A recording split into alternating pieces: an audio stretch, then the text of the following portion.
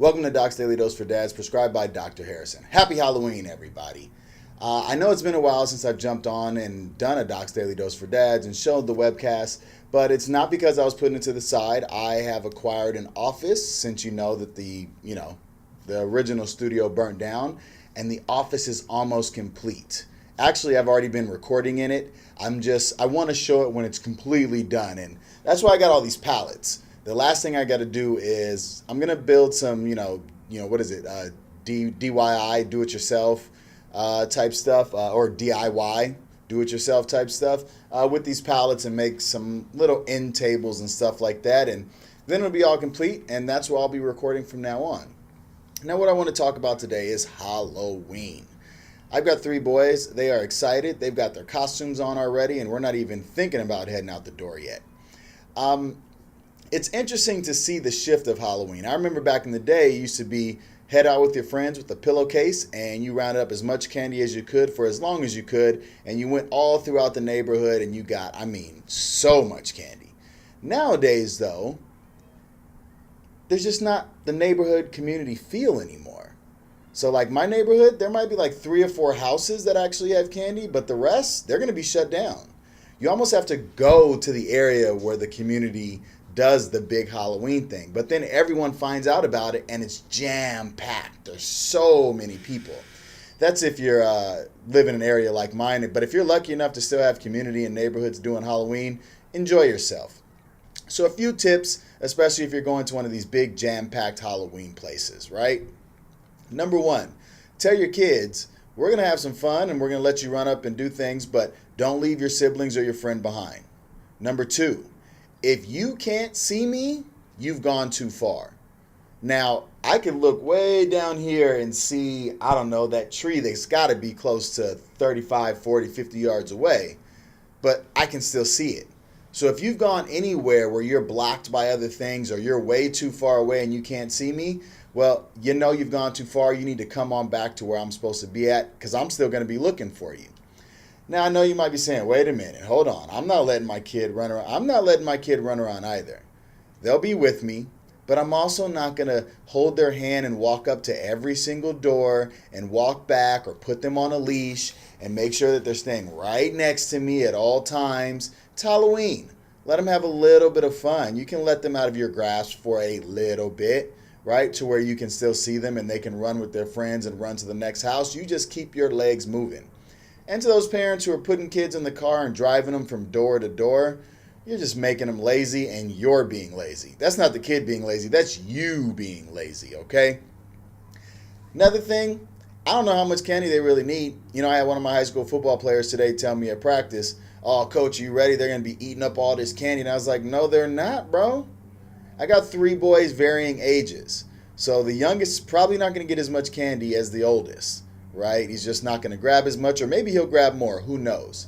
But when we come back to the house, we don't just let them free for all candy so they're up all night wired, especially on a school night. Nah, take 2 or 3 or 4 pieces. That's the candy you have for the night. And pick from your own bag because you've picked from the door of the house is the stuff that you wanted, right? So they get to pick their most valuable candies, those 3 or 4 pieces. They get to eat that and have some fun in their costumes when we get home. But then after that, all 3 bags go into a single pot and it's put away and put up where they don't know where it is.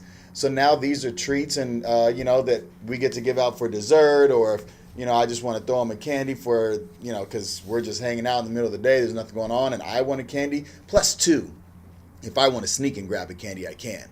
Hell, I'll tell you straight up, I eat all the Snickers. The kids don't get a chance to touch those unless it's one of their first 3 or 4 candies. Otherwise, that's all me.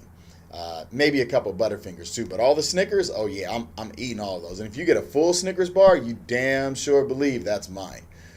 Because I'm putting in work too. I'm walking. I'm not going up to doors, but I am walking your ass, 2-3 miles back and forth.